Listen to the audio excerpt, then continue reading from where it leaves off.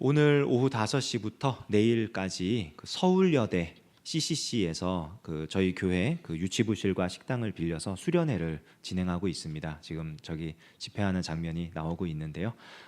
우리 청년들 오늘은 또 우리 교회에선 청년 중심 기도회로 하고 또 우리 다른 장소에서는 또 CCC 수련회가 이렇게 진행되는 아름다운 날입니다. 우리 청년들을 위해서 특별히 더 많이 기도해 주시기 바랍니다. 요한은 7가지의 기적을 성경에 기록했습니다. 요한복음에 총 7가지의 표적이 나오는데요. 이렇게 표적을 7가지 기록하고 이 요한복음을 기록한 이유를 이 요한은 아주 명확하게 설명을 해줍니다. 요한복음 20장 31절에 보면 이렇게 쓰였죠. 같이 한번 읽어보겠습니다. 시작. 오직 이것을 기록함은 너희로 예수께서 하나님의 아들 그리스도이심을 믿게 하려 하며 또 너희로 믿고 그 이름을 힘입어 생명을 얻게 하려 함이니라. 예수님이 그리스도이시라는 사실을 믿고 그 믿음을 통해 생명을 얻게 하려는 목적으로 성경이 기록되었다. 적어도 사도 요한은 그런 목적을 가지고 성경을 기록했다라고 우리에게 말해주고 있습니다. 그렇다면 우리가 오늘 이 본문에서 만나는 베데스다 연못의 사건, 이 사건도 그 목적을 가지고 기록된 거예요. 우리가 이 38년 된 병자가 낫는 이 기적 이야기를 성경에서 볼 때에 이 이야기가 대체 이 이야기의 어떤 점이 예수님이 그리스도이심을 알게 하는 것이고 그리고 이 이야기를 통해서 어떻게 예수님을 믿게 되는지 그 목적을 염두에 두고 이 사건을 살펴볼 필요가 있습니다. 왜냐하면 예수님이 행하신 일들 가운데 기적이라고 부를 만한 것들은 수도 없이 많아요. 병자를 낫게 한 사건 굉장히 많았고요. 귀신을 쫓아내는 일도 있었고요. 말도 안 되는 일들이 일어나기도 하고요. 우리가 잘 아는 대표적인 물 위를 걸어가셨다. 물고기 5마리, 물고기 2마리죠. 물고기 2마리 떡 5개로 사람 5,000명을 넘게 먹이셨다. 말도 안 되는 이야기들이 성경에 많이 기록되어 있는데 그 이야기들이 기록된 목적이 뭐냐? 예수님이 그리스도시라는 사실을 알게 하고 그분을 믿게 하려는 거예요. 그 목적을 염두에 두고 오늘 이 베데스다 연못 앞에서 일어난 이 사건을 한번 살펴보겠습니다. 먼저 5장 1절을 보면은 유대인의 명절이 되어 예수께서 예루살렘에 올라가셨다 합니다. 어떤 명절인지는 몰라요. 다른 절기들은 보면은 요한복음에 6월절에 이렇게 정확하게 절기의 명칭을 기록해 놨는데 여기에는 그냥 유대인의 명절이라고만 되어 있습니다. 그러니까 6월절인지 77절인지 수상절인지 몰라요. 그러나 아마 유대인들이 전통적으로 지켜왔던 그 3대 절기 중 하나일 겁니다. 그 날에 예수님께서 예루살렘에 올라가셨습니다. 유대인들이 가장 거룩하게 여기는 성입니다. 하나님의 은혜를 가장 사모하는 절기에 하나님이 베푸신 구원을 기억하면서 기념하는 그 절기 날에 하나님께서 계시는 하나님의 성전이 존재하는 예루살렘에서 일어난 일이에요. 그리고 예루살렘 중에서도 2절에 보면 예루살렘에 있는 양문 곁에 히브리 말로 베데스다라 하는 못이 있는데 라고 되어 있습니다. 양문은 오늘날에는 양문이라는 이름을 안 써요. 예루살렘에 저는 가보지 않았지만 준비를 하면서 찾아봤더니 오늘은 그 문을 사자문, 양이 아니라 사자문이라고 부른대요. 아니면 스데반문. 왜냐하면 그쪽에 사자 조각이 이렇게 부조로 조각되어 있다 그러더라고요. 그래서 지금은 사자문 내지는 스데반문 이렇게 부르는데 양문이라고 부르는 이유는 예루살렘 성전이 문이 여러 개입니다. 여러 개인데 이 문이 있는 곳 바로 앞에 뭐가 있냐면 옛날 원래 성전, 솔로몬 성전에서 제사를 지낼 때 하나님 앞에 제물을 가져오기 위해서 그 제물로 사용되는 양들이 그쪽에 있었어요.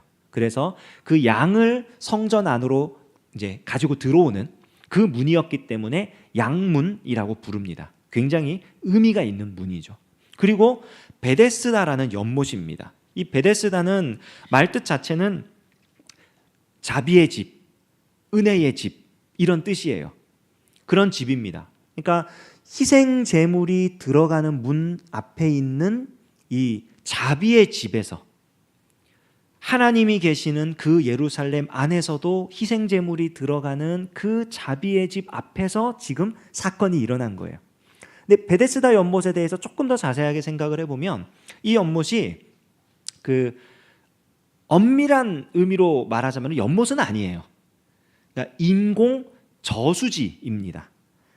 그 예루살렘이라는 그 도시 자체가 물이 그렇게 충분한 도시가 아니에요. 그 지역 자체가 우기에만 비가 옵니다. 우기가 그 사계절로 따지면 우리나라 사람들이 이해하기 쉽게 사계절로 따지면 겨울철이에요. 겨울철 한철만 비가 오고 그리고 비가 안 와요. 그런데 옛날에는 그래도 상관이 없었어요. 왜냐하면은 예루살렘 안에 기혼샘이라는 샘물이 있어서 우리 왜 한국에는 어느 산을 가도 약수물이 나오잖아요. 그런 것처럼 사람들이 충분히 마실 수 있는 물이 솟아났습니다. 그런데 사람이 점점 많이 모여 살고 도시화가 되면서 그 물이 부족해져서 예루살렘 바깥에 있던 물을 이제 수로 공사를 해가지고 성 안으로 끌어들여서 물을 이제 공급을 했어요. 그런데 이렇게 공급돼 있던 이 수로의 끝자락에 저수조를 커다랗게 만든 겁니다. 저수조를 만들어서 거기에 물을 담아뒀다가 저장해뒀다가 사시사철 언제가 됐든 물을 충분히 쓸 수 있도록. 특별히 이거를 언제 만든 거냐면은 그 신구약 중간사라고 불리는 그 하스모니안 왕조 시대가 있어요. 그 유다 마카비라고 독립운동을 해가지고 그 이스라엘 사람들만의 국가를 만들었던 때가 있습니다. 신구약 중간 시대 때. 근데 그 유다 마카비라는 사람이 이렇게 독립을 이루고 나서 하나님께 감사 제사를 드려야 한다라고 하면서 한 번에 많은 제사를 드리기 위해서, 한 번에 많은 양의 제물을 씻어내기 위해서 이 저수조를 양문 근처에 만든 거예요. 그래서 그 제물들을 가지고 한 번에 많이 씻어내려고. 저수조 하나가 아니라 저수조가 총 3개라고 하는 학자들도 있고 2개라고 하는 학자들도 있어요. 근데 어쨌든 복수입니다. 한 개는 아니고 여러 개를 만들어 놓고 그렇게 거기서 물을 쏟아 하는데, 이게 시간이 지나면서 헤롯 대왕이 이제 다스리고 있잖아요. 근데 헤롯 대왕이 가장 신경 써서 했던 일 중 하나가 뭐냐면 예루살렘 성전과 예루살렘 성을 이제 뭐라 그럴까요? 그 리모델링하는 일이었어요. 그걸 통해서 백성들의 민심을 샀기 때문에 그 리모델링을 하면서 이 마카비가 만들어 놓았던 이 저수조를 멋지게 개조합니다. 뭘로 개조하냐면 공중 목욕탕처럼 개조하는 거예요. 왜냐하면 그 당시에 로마 사람들이 그거를 많이 사용했고, 그리고 뭐 이제 적어놓은 것 중에 이제 아스클레피오스라고 하는 신화에 나오는 어떤 신입니다. 이게 아폴론, 태양신 아폴론의 아들인데 신화 얘기예요. 제 성경 얘기가 아닙니다. 그런데 이 친구가 그 켄타우로스한테 배워요. 의술을 배워가지고 이 사람이 아주 엄청난 그 의술을 발휘해서 죽은 사람도 살려내고 이럴 정도로 그런 이제 일을 합니다. 그래서 그 왜 구급차, 응급차 이렇게 보면은 그 막대기에 뱀이 이렇게 감아 올라가는 그림 있잖아요.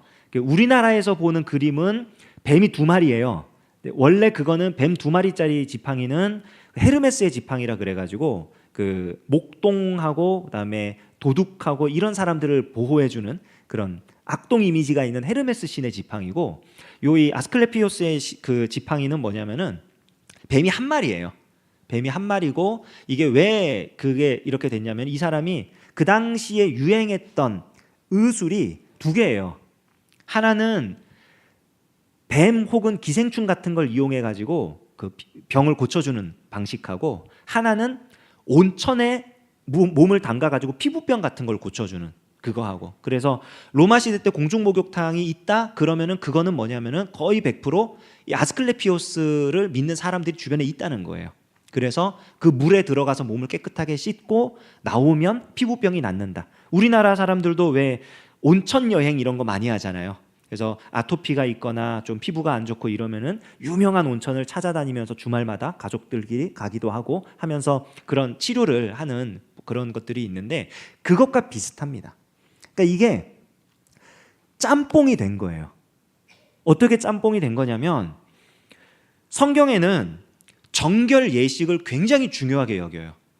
모세오경에 특히 이제 민수기 같은 경우에 보면은 사람이 부정한데도 정결 예식을 행하지 않으면 백성 중에서 끊어내라 그럽니다.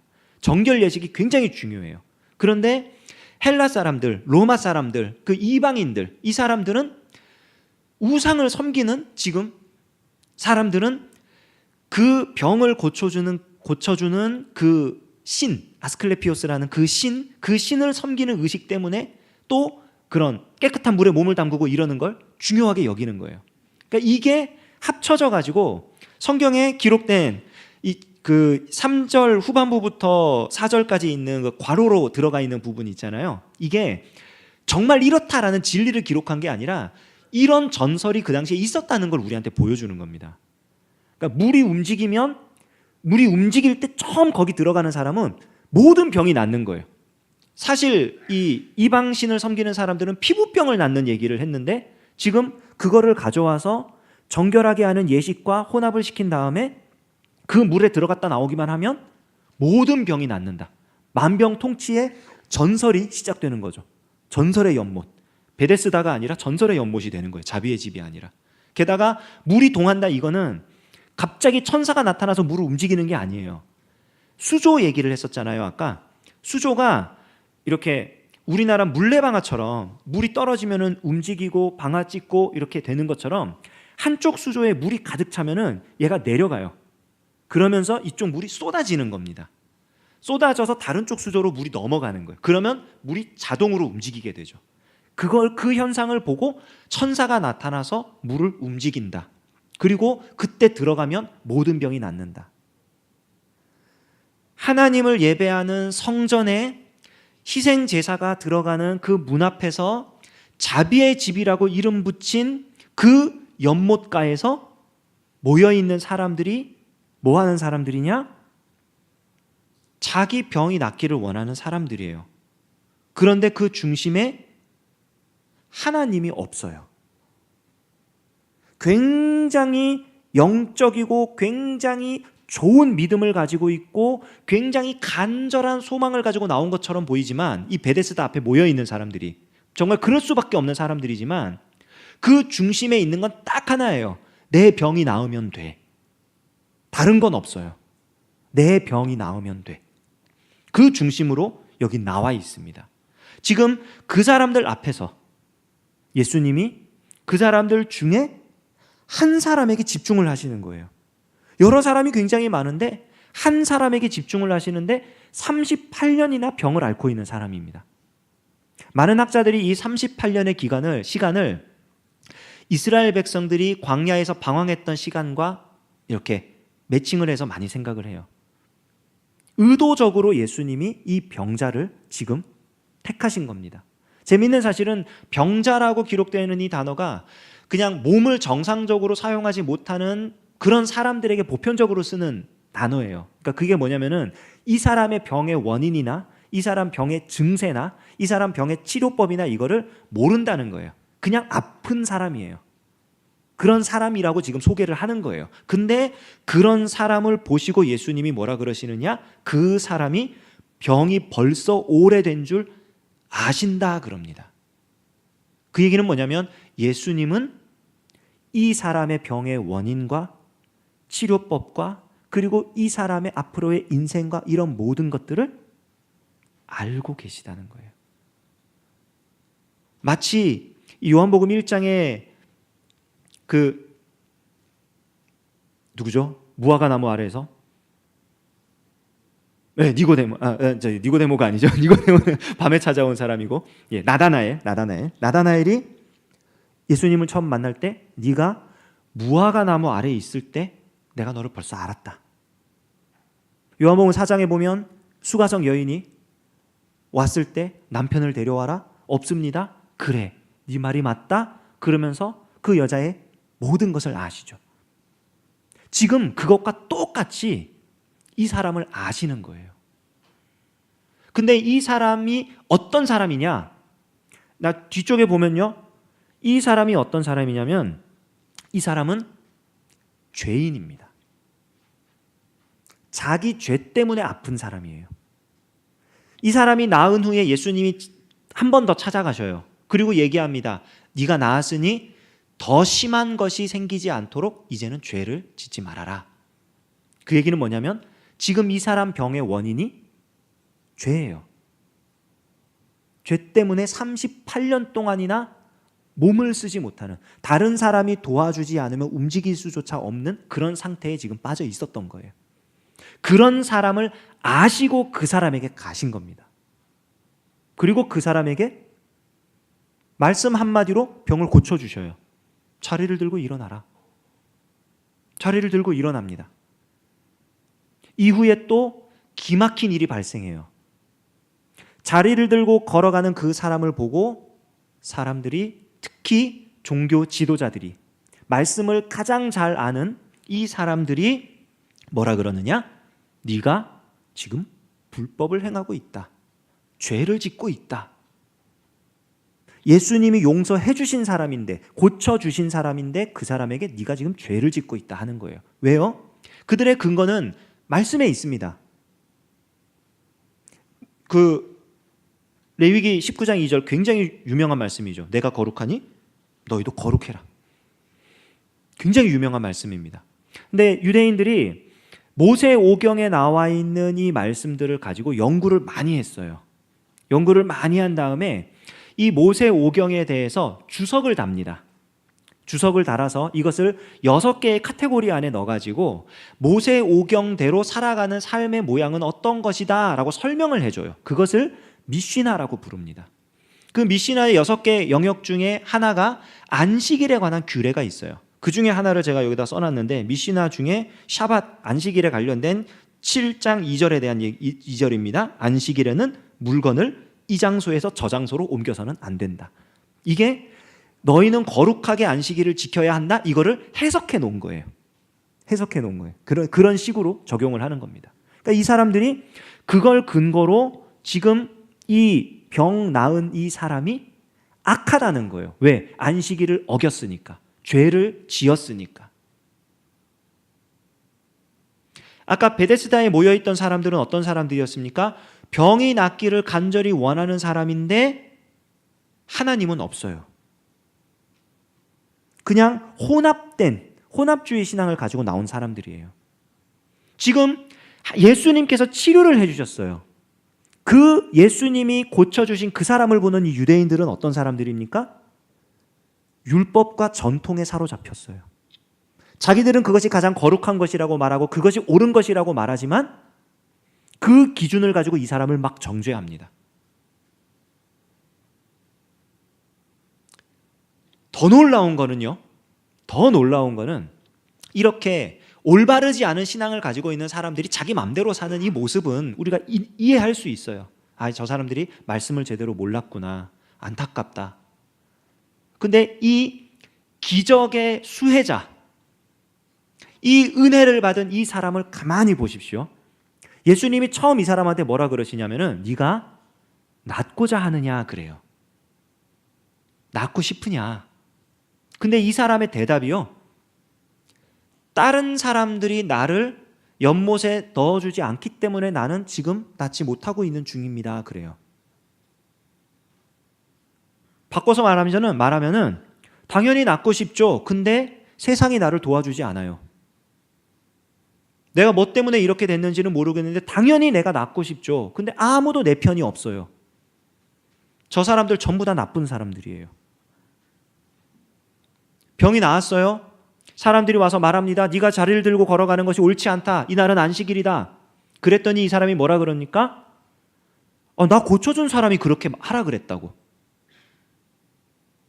자기는 잘못이 없다는 거예요. 내 잘못이 아니라, 내가 지금 안식일을 어긴 게 아니라 나를 고쳐준 그 사람이 나더러 자리를 들고 걸어가라 그래서 내가 가는 건데 왜 나한테 뭐라 그러냐고. 그리고 그 후에 예수님이 다시 찾아가셔서 더 심한 것이 생기지 않게 죄를 범치 말라 하시니까 그 사람이 그 말씀을 듣고 쪼르르 달려와서 뭐라 그러느냐? 나한테 이렇게 하라 그런 사람 예수라 그러던데요? 그러는 거예요. 은혜를 받았어요. 병이 고쳐졌어요. 말도 안 되는 기적을 체험했습니다. 사람이 안 바뀌어요.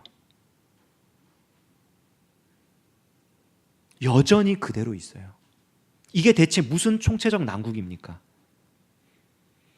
하나님을 예배하는, 하나님의 은혜를 사모하는, 하나님의 자비로 새롭게 되기를 원해야 할 그 자리에 민간 신앙과 혼합이 돼가지고 혼합주의 신앙으로 자기 병만 나으면 된다고 생각하는 사람들이 모여있고, 예수님께서 은혜를 베푸셔서 병을 고쳐주는데 그것을 보면서 자기들이 가지고 있는 기준에 따라 맞지 않으니까 그것은 옳지 않은 일이라 정죄하고, 은혜를 직접 경험한 사람은 나는 아무 잘못 없으니까 제발 모든 책임과 비난은 저 사람한테 돌리세요. 그리고 예수님한테로 화살을 날려버립니다.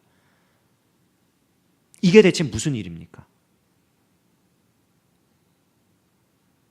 놀라운 것은 예수님이 이 모든 상황을 아신다는 거예요. 아시는데 이 표적을 행하셨어요. 무슨 의미입니까, 그게? 예수님의 표적은요, 예수님이 행하시는 놀라운 은혜는요, 우리가 받을만 해서 받는 게 아니에요. 내가 다른 사람들보다 더 많이 성경을 읽고, 더 많이 기도를 하고, 더 많이 공예배를 참석하고, 더 경건하게 살고, 더 착하게 살고, 더 많은 봉사를 하고, 어떤 것들이 있어서 하나님이 우리한테 은혜를 주시는 게 아니라는 겁니다. 예수님이 보시고 선택하셔서 그 사람에게 은혜를 베푸셔요. 그 사람이 변하든 변하지 않든. 왜요? 표적의 목적이 그 사람이 변하는 게 아니에요. 그 사람이 낫는 게 아니에요. 병이 고쳐지는 게 목적이 아니에요. 목적은 뭡니까? 이 사건 이후로 어떤 일이 시작되냐면요, 유대인들이 예수를 핍박하기 시작합니다. 유대인들이 예수님을 죽이려고 상의하기 시작합니다. 뭡니까? 십자가를 향해 한 걸음 더 나간 거예요. 예수님이 이 표적을 일으키신 이유는 다름이 아니라 예수님이 사람을 구원하시는 그 십자가의 사역을 향해 가고 있음을 확실하게 보여주기 위해 이 표적을 행하셨다는 겁니다. 은혜를 받아도 바뀌지 않는 사람, 놀라운 기적을 체험했는데 자기들의 기준에 따라 그 기적을 인정하지 못하는 사람, 받아들이지 않는 사람, 그런 사람들이 가득한 세상에서 예수님이 십자가를 향해 나가는 겁니다. 왜요? 그 길만이 유일한 구원의 길이니까. 십자가가 아니면 이런 사람들을, 이런 세상을 고칠 수 있는 게 없으니까. 구원할래야 할 수가 없으니까. 예수님이 지금 그 십자가의 사랑, 그 은혜를 보여주고 계시는 거예요. 이곳은 진정한 자비의 집이 되었습니다. 왜요? 예수님 때문에요. 다른 사람들이 나 도와주지 않았고, 모인 사람들은 다 자기만 생각했고, 다 자기 기준에 따라 그렇게 살았는데, 뭐 이런 곳이 있어. 여기 말만 베데스다, 말만 자비의 집이지 말도 안 되는 곳이잖아. 서로 불평하고 짜증내고 원망할 수 있는데, 예수님이 거기를 진짜 베데스다로 만들어 주셨어요. 자격 없는 자에게 은혜를 베푸시고, 도저히 고침받을 소망이 없는 자를 고쳐주시고, 비방하고 심지어는 죽이려고 하는 그 사람들까지도 예수님의 사랑의 영역 안에 넣으셔서 나는 십자가를 향해 가고 있다. 아버지께서 하시는 그 일을 이루기 위해 나는 가고 있다. 지금 그 놀라운 메시지가 이 기적 안에 들어있는 것입니다. 오늘 이 밤에 우리가 나와서 기도할 때에 하나님의 이 놀라운 은혜를 사모하며 기도하며 우리 주님의 은혜를 경험하는 우리들이 되기를 원합니다.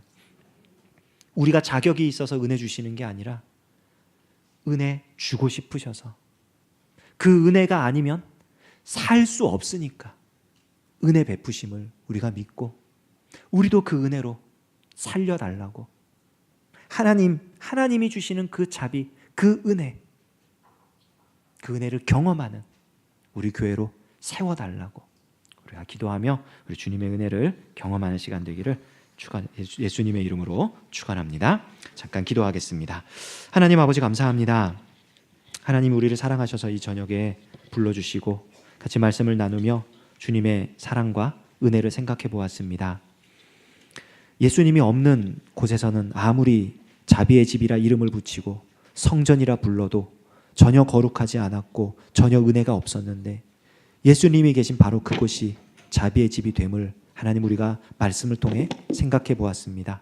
우리에게도 그 은혜를 베풀어 주시고 예수님 우리와 함께 하시기에 우리를 있는 모습 그대로 받아주시고 우리가 그 은혜 아니면 살 수 없는 사람이기에 은혜 베풀어 주시는 분임을 기도하는 가운데 하나님 깨닫게 하시고 경험하게 하시고 우리 주님의 은혜를 붙잡고 일어나는 이 밤이 되도록 역사하여 주시옵소서. 예수님의 이름으로 기도합니다. 아멘. 우리 찬양하고 합심으로 기도하는 시간 갖도록 하겠습니다.